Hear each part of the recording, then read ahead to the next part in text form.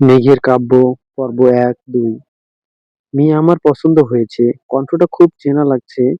মাথা তুলে তাকিয়ে মেঘ অবাক হয়ে যায়। কাব্য, যাকে ৩ বছর আগে ছেড়ে এসেছে, যে তাকে নিজের থেকেও বেশি ভালোবেসেছিল, কিন্তু সে এই সম্পর্কের কোনো ভবিষ্যৎ নেই বলে কাব্যকে ছেড়ে আসে মেঘ। আজ কাব্য তার সামনে বিয়ের পাত্র হয়ে বসে আছে। কাব্য একভাবে তাকিয়ে আছে, কিন্তু কাব্য এই অবস্থানে এলো কিভাবে? খুব দরিদ্র পরিবার থেকে এই অবস্থায়। মেঘ একভাবে তাকিয়ে আছে কাব্যের দিকে, কাব্য নিচের দিকে তাকিয়ে আছে। তাহলে বিয়ের একটা দিন ঠিক করি, কাব্যের বাবা বলল। আজই বিয়ে? কাব্য শুনে সবাই অবাক। আজই? কিন্তু কেন? দেখুন, আমি নতুন একটা প্রজেক্টে কাজ শুরু করব, তাই এরপর আমি ছুটি পাবো না, তাই বলছি আজই, যদি আপনাদের আপত্তি না থাকে। কাব্যের বাবা আর মেঘের বাবা দুজন খুবই ভালো ঘনিষ্ঠ বন্ধু হয়ে গেছে, তাই এই সিদ্ধান্তে তাদের আপত্তি নেই। মেঘ অবাক হয়ে বসে থাকে। সন্ধ্যার মধ্যে বিয়ের কাজ শেষ করে মেঘকে নিয়ে আসা হয়। রাত 11টা বাজে। বাসর ঘরে বউ সেজে বসে আছে মেঘ। কিছুক্ষণ পর কাব্য রুমে এসে দরজা লাগিয়ে দেয়। কাব্য এসে মেঘের কাছে বসে। বাহ, আজও তুমি ঠিক আগের মতোই সুন্দরী। কাব্য, তুমি কিভাবে, মানে? মেঘ, পরিবারের শেষ সম্পদ দিয়ে একটা ব্যবসা শুরু করেছিলাম, যা হঠাৎই দাঁড়িয়ে যায়। হ্যাঁ, অনেক কষ্ট করতে হয়েছে। শুনে খুশি হলাম। দেখলে, আমার ভাগ্য আমাদেরকে এক করেই দিল। সেটাই। যা বলেছিলাম, আজও তুমি আগের মতোই সুন্দরী আছো। আর আর আজও তুমি ভালোবাসার যোগ্যও নয়। মানে? কিছু না। আজও ভালোবাসো? না। তাহলে বিয়ে? হেসে উঠে দাঁড়ায়। মেঘ তখন ছেড়ে গিয়েছিল একেবারে। ভেবেছো আমার কি হবে? আমার চলার পথ হয়তো কঠিন ছিল, কিন্তু কখনো তোমাকে বুঝতে দেয়নি।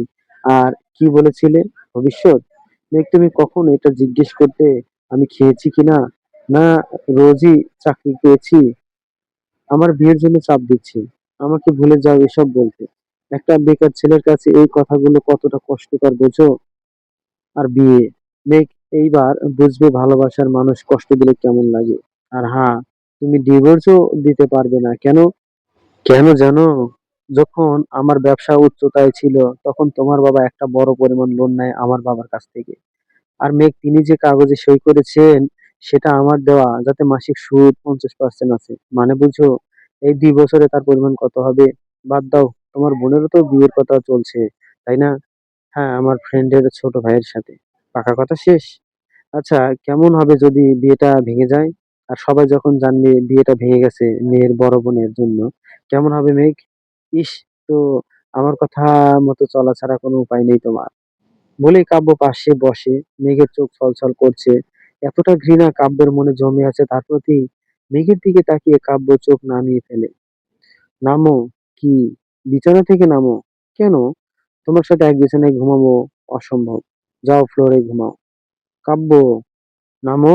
ধমক খেয়ে কেঁদেই দেয় মেঘ। কাব্য বিরক্ত হয়ে একটা কথা আর বালিশ ফ্লোরে ছুঁড়ে মারে। তারপর এসে মেঘের হাত ধরে টান দিয়ে বিছানা থেকে ফ্লোরে নামিয়ে দেয়। এদিকে মেঘ কেঁদেই যাচ্ছে। কাব্য বিছানায় শুয়ে পড়ে। মেঘ কেঁদেই যাচ্ছে। কাব্য বিরক্ত হয়ে উল্টো দিকে ফিকে শুয়ে পড়ে। মেঘ বুঝতেই পারছে না কাব্য এসব কেন করছে। মেঘ শুয়ে পড়ে, কান্না থামছেই না। বালিশে মুখ চেপে কান্না করছে মেঘ। হঠাৎ কাব্য উঠে বসে। এসব নাটক বন্ধ করে আমাকে ঘুমাতে দিন। ধমক খেয়ে মেঘ চুপসে যায়। কাব্য শুয়ে পড়ে। কাব্য আবার উঠে বারান্দায় চলে যায়। সেখানে গিয়ে চেয়ারে বসে মাথা নামিয়ে ঘুমানোর চেষ্টা করছে। মেঘ কাব্যের দিকে তাকিয়ে আছে। এই ছেলে কাব্য, না কাব্য এমন ছিল না। মেঘকে কষ্ট দিতে পারে না কাব্য। ভাবতে ভাবতে মেঘ ঘুমিয়ে পড়ে। সকালে পানির ঝাপটায় মেঘের ঘুম ভেঙে যায়। কাব্য দাঁড়িয়ে আছে পানির গ্লাস নিয়ে। আর কত ঘুমাবেন, উঠুন। মেঘ কিছু না বলে বেরিয়ে যায়। কাব্য রেডি হয়ে বেরিয়ে যায় রুম থেকে। মেঘ এরই মধ্যে নাস্তা বানিয়ে টেবিলে দেয়। কাব্য না খেয়েই বের হয়। তখনই কাব্যর মা বলে, নাস্তা খেয়ে যা। না মা, ওটা খাবার যোগ্য না। ওই নাস্তার কোনো ভবিষ্যৎ নেই। বলেই কাব্য বেরিয়ে যায়। মেঘ চুপ করে দাঁড়িয়ে থাকে। তার মনে হচ্ছে সারা জীবন এই অত্যাচার সহ্য করে থাকতে হবে। কিন্তু কাব্য কি শুধু প্রতিশোধের জন্যই তাকে বিয়ে করেছে? রান্নার দিকে তাকিয়ে আনমনা হয়ে দাঁড়িয়ে আছে মেঘ। অপলক দৃষ্টি যেন খুঁজে যাচ্ছে তার লক্ষ্যবস্তু। চোখ ছলছল করছে এখনো, তবে তা চাপা দিয়ে আছে মেঘ। হঠাৎ কাঁধে কারো হাত পড়তে আঁতকে ওঠে মেঘ। ঘুরে তাকিয়ে দেখে কাব্যের মা দাঁড়িয়ে আছে। জি মা, কিছু লাগবে? তুমি ঠিক আছো তো মা? হ্যাঁ মা, কেন? কিছু হয়েছে? না মা, আসলে মায়ের জন্য মন খারাপ করছে। এই তো মা, পিছন থেকে বলে ওঠে মেঘের মা। মাকে দেখে মেঘ ছুটে গিয়ে জড়িয়ে ধরে। মেয়েকে কাছে পেয়ে মাও শক্ত করে জড়িয়ে ধরে।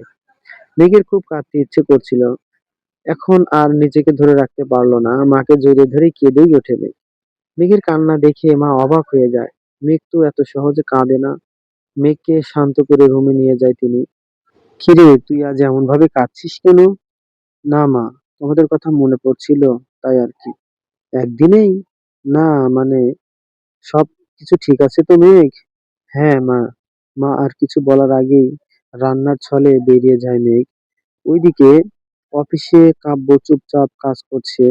হঠাৎ রুমে কলিগ আসে। তার কলিগ বলে, এই কাজটা করে দিয়ে তো। কাব্য বলে, আচ্ছা। কাব্য, তোমার ব্যবসা আছে তাও এখানে? ব্যবসা হচ্ছে পরিবারের জন্য, আর জবটা আমার জন্য। আমার নিজেরও কিছু স্বপ্ন আছে। তা বিয়ের পরই অফিসে? তার কলিগ চলে যায়। কাব্য আবার কাজে মন দেয়। বিকেলে কাজ শেষ করে কাব্য বের হয়। বাইকে উঠেই খেয়াল করে রাস্তার ওই পাশে একটা ফুলের দোকান। কাব্য বাইক থেকে নেমে দোকানটার সামনে দাঁড়ায়, রজনীগন্ধার একটা গুচ্ছ কিনে নেয়। বাইকের কাছে গিয়েই থমকে দাঁড়ায় কাব্য। ফুল? কার জন্য? ওই মেয়ের জন্য? এত সহজে? না, আগে নিজের কাজের ফল ভোগ করবে।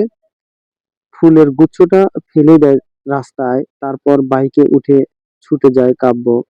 দরজায় নক দিতেই দরজা খোলে মেঘ, হাসি মুখে। এসে পড়েছেন? আজ দিন কেমন ছিল? হোয়াট? আচ্ছা, রুমে চলো, ফ্রেশ হবে, তারপর দ্রুত বের হয়ে আসো। আম্মু আব্বু এসেছেন। ও, এই জন্য এই নাটক। কাব্য কিছুক্ষণ পর চুপ থেকে তারপর রুমে চলে যায়। ফ্রেশ হয়ে এসে দেখে মেঘ একটা পাঞ্জাবি হাতে নিয়ে দাঁড়িয়ে আছে। নিন, এটা পরে নিন। কি নাটক? কাব্য খেয়াল করে দরজা খোলা। কাব্য গিয়ে দরজা আটকে দেয় আর মেঘের হাত ধরে টান দিয়ে বারান্দায় নিয়ে যায়। কি নাটক শুরু করলে এসব? দেখো, আব্বু আম্মু আসছে তাই। আর আমি চাই না তোমার আমার ব্যাপারটা ওনারা জানো। ওনাদের কষ্ট দিতে চাই না। সেটা আমার জানার ব্যাপার না। এই অনুরোধটা রাখো। ঠিক আছে। কাব্য পাঞ্জাবি নিয়ে চলে যায়। কিছুক্ষণ পর বেরিয়ে আসে। সামনের রুমে বসে আছে কাব্য। আসতেই মেঘের বাবা তাকে জড়িয়ে ধরে। কেমন আছো বাবা? জি ভালো, আপনারা কেমন আছেন? হ্যাঁ, আমরাও ভালো।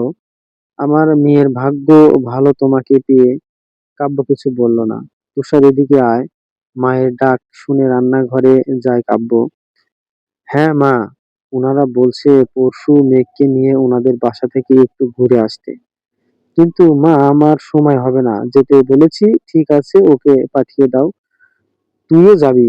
কাব্য কিছু বলল না। সে রাতে খাবার শেষ করে মেঘের বাবা মা ফিরে যায়। মেঘ রুমে গিয়ে ফ্লোরে বিছানা বানাতে থাকে, এরপর শুয়ে পড়ে। হঠাৎ তার গায়ে পানির ঝাপটা লাগে। লাফিয়ে উঠে দেখে কাব্য পানির গ্লাস নিয়ে দাঁড়িয়ে আছে আর তার বিছানার এক পাশে ভিজে গেছে। ইস, ভুলে পানি পড়ে গেল। তুমি এই কাজ করো, সোফায় ঘুমিয়ে পড়ো আজ। মেঘ কাব্যের দিকে তাকিয়ে আছে অবুঝের মতো। কাব্য তাকে কেন এভাবে টর্চার করছে। গুটি গুটি পায়ে সোফায় গিয়ে শুয়ে পড়ে মেঘ। ক্লান্তি পর শুয়েই ঘুমিয়ে পড়ে মেঘ। কাব্য মেঘের দিকে মুখ করে শুয়ে পড়ে। মেঘের মুখের দিকে তাকিয়ে মনের ভেতরটা কেমন একটা করে ওঠে। নিজেকে সামনে রাখাটা কষ্টের। ভালোবাসার মানুষটার প্রতি যদি ঘৃণা জন্মে, তা অনেক ভয়ানক হয়ে ওঠে। মেঘের দিকে তাকিয়ে দেখতে দেখতেই ঘুমিয়ে পড়ে কাব্য। সকালে মেঘের চিৎকারে ঘুম ভেঙে যায় কাব্যের। আঁতকে উঠে দাঁড়ায়। কি হলো মেঘের?